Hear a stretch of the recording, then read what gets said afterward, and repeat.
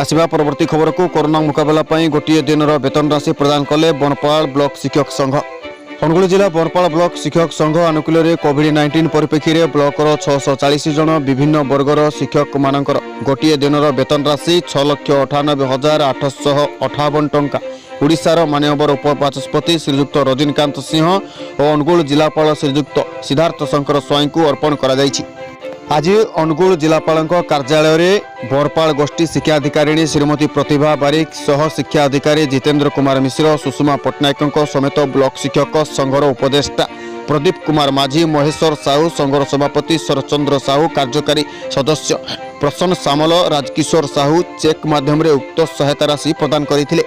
Blocker मुख्य किराणी धरणीधर बारिक और data entry operator Sapendra Kumar Sahu एवं समस्त प्रकार पदाधिकारी उपस्थित रही राशि प्रदान करथिले। उपबाचस्पति और जिलापाल महोदय शिक्षक मानकु एपरी बद्यान्यातर उच्च प्रशंसा करथिले। अनुगुल बरपाल ब्लॉक चैतन्य साहू रिपोर्ट जेबीएन टीवी।